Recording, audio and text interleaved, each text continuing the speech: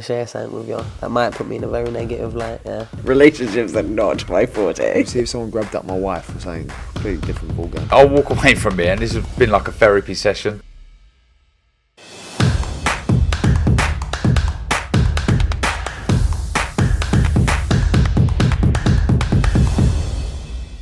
Razabani for IFL TV, proudly sponsored by Everlast here in Bournemouth, ahead of Sky Show and Boxer on Saturday night with me, former multi-weight world champion, Buddy McGIRT. Buddy, great to see you. How are you finding the cold weather in Bournemouth? It reminds me of when I was growing up in New York. I don't like it. It's not, I don't think anybody likes it. We were here in the summer and it was really hot, and we've come back in the winter and it's really, really cold. Obviously you're here because of your charge, Dan AZEEZ. First, before we get into the fight, Buddy, how are things been with Dan in the gym? Obviously, a recent addition to your team. Oh, it's been great. I mean, I can't complain. The only bad thing is the cold weather and the snow, but other than that, everything has been good. You've been a fighter yourself. You won titles yourself. You've associated yourself around boxing for many, many decades now. How good is Dan, and how good can he become? Well, Dan, to me, is still in the learning stages. He's got a lot to work on. I mean, he'd be the first to take that as well. So we just take it. Like they say, we build the one brick at a time. I was going to say, does it take time? How long does that take? Is it a camp, 2, 3? Is it a number of years? It takes a couple of camps, not just one. It's going to take 2 or 3.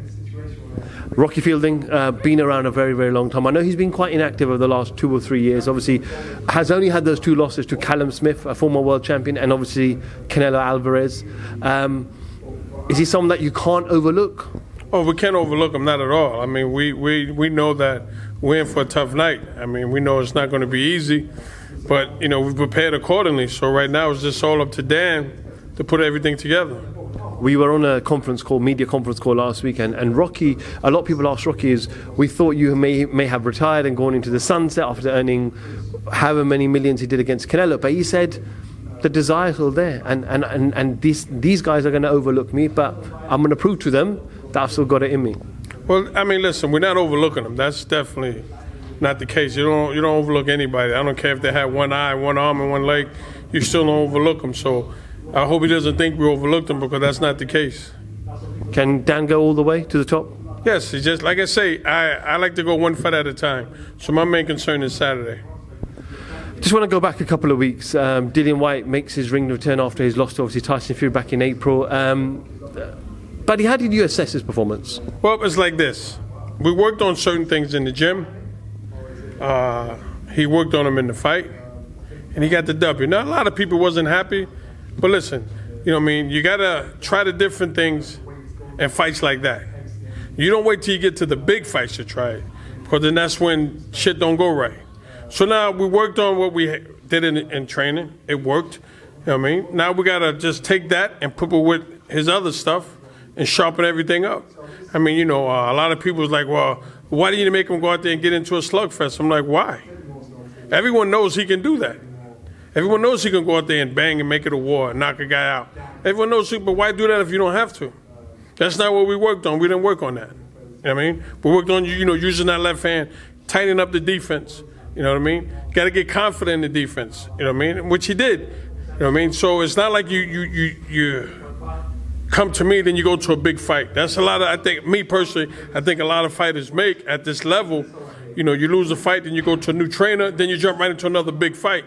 And then everything is good in camp, you get in the fight, and now you're stuck between what you did before and what the new trainer's teaching you. But you're at a different level now, you're up here. Then you have problems, So, we took the guy Franklin, who's tough, don't get me wrong, tough guy, tougher than we anticipated. But we was able to do what we wanted to do and what we worked on. And we got the W, so now we move on to the next. Jermaine was quite upset after the fight. He called it a robbery. I think a lot of people had it a very close fight either way. Did you see it the same way, or did you have Dillian winning comfortably? I had him winning, but I knew it wasn't going to be like by a wide margin. I knew that. Everyone wanted it to be. Listen, I had people hitting me on Instagram. Oh, why did you make Dillian use his jab? What am I supposed to do? Make him go in there and slug if he don't have to? Why, if he doesn't have to do it, why do it? You know what I mean? But, I mean, hey, there's boxing. You know how it is. Dylan's not getting any younger. I believe he's 34 years of age. Is there a lot more you could work on Dylan and make him a better fighter? Oh, without a doubt. I mean, you know, just sometimes you got to, you know, smooth the rough edges. And that's what I was doing. You know what I mean? So we smooth him. He's comfortable with it now. Now we can take that and put it with what Dylan does on a normal basis and have a better fighter. People, Eddie Hearn is talking about a potential Anthony Joshua and Dylan White fight next. Would you take that next, considering you've only had one count with Dylan? Yes. And would you go into Joshua next? Yes. Yes. Confident? Yes. You said there a moment ago where sometimes fighters need to have a camp before they jump into a big one. Right. Anthony Joshua looks like he's going to change trainers again. He was out in Virgil Hunter's gym, more recently in Derek James' gym as well. So do you think it's unlikely that fight will happen next, considering those trainers may want not an easy fight, but someone not a Dylan White? Exactly. That's my point. You know, they might say no. You know what I mean? So, but you know, you never know. You never know. Did anyone from Joshua's team ever reach out to yourself, buddy? No, not at all. Obviously now it'd be difficult with Dylan White, but had they reached out before Dylan White, was that something you would have considered? Oh, without a doubt. Without a doubt. Because, I mean, to be honest with you, my personal opinion is that he doesn't need major changes. The changes that he needs to make is very simple. You know what I mean? He doesn't need major changes, you know what I mean? I just hope that he finds that person that he's comfortable with, because he has a lot of talent. But, buddy, how hard would it be? Because his last two fights were with different trainers, and his next fight's going to be with a different trainer. You know, as a fighter, you've been around a long time, but when a fighter gets older and older and older, is it easy for them to undo the work that the other trainer taught them? It's not easy, especially if you've been to the top. If that's what got you to the top, you're like, well, I got to go with what got me there. Okay, but you got to sometimes step outside the picture and look at the picture. You know, he's still in the picture. I think that instead of going around to all these different trainers, I think what Joshua needs to do is step outside the picture and look on the inside of the picture and see what's really going on, and then go from there. Buddy, I feel like you love working with the British fighters, Derek Chisora, Dan AZEEZ, Dylan White, Callum Smith. You saw with Callum Smith. I spoke to him a couple of weeks ago as well, and obviously he's mandatory for Beterbiev and Yard. Do you want to see him in a proper test before that mandatory gets called? Or I said to him, the Buatsi fight will be amazing because you're both on the same platform, but is that just a risky fight considering there's a mandatory coming? We don't, why would we take that fight? That doesn't make any sense. You know, get a fight before you fight the winner of Beterbiev and Yard, of course. But why get into a war for what? If you don't have to, if you have to, different. But if you don't have to, why do it? Who wins, Beterbiev or Yard? I gotta say Beterbiev late. Early, I see Yard giving him trouble. I mean, but if Yard got some real sparring, where he can work on his offense, because he has a hell of an offense. But you can't improve it if you're not sparring enough. You know, your defense is good, okay, but you still need an offense. I mean, and I think that's what's holding him back. Derek Chisora, you worked with him for a little while as well.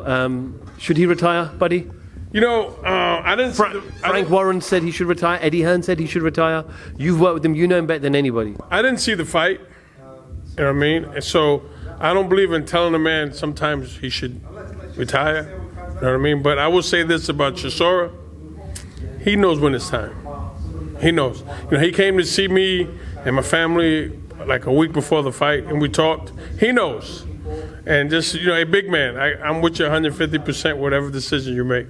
I mean, that's my man. I love the guy, man. He's a great dude, man. Dylan White, great. Callum, Dan, they all great guys, man. They all treat me well when I'm here in the UK. And if wherever I'm at, they treat me well. Whenever we're in camp, they treat me good. So basically, any other British fighters that need a trainer, just reach out to Buddy McGIRT, because he's probably got a house here somewhere in the UK as well. You know, but Dylan told me I should move here. He's like, you should move to the UK. I'm like, after experiencing this cold weather, I'd be like, only in the summertime, not in the wintertime. Buddy McGIRT, all the best on Saturday night. I'm sure we'll catch up with you tomorrow at the weigh-in. But yeah, good luck to Dan, and I'm sure we'll catch up with you over the next couple of days. Thank you. Buddy McGIRT, IFL TV, thank you very much.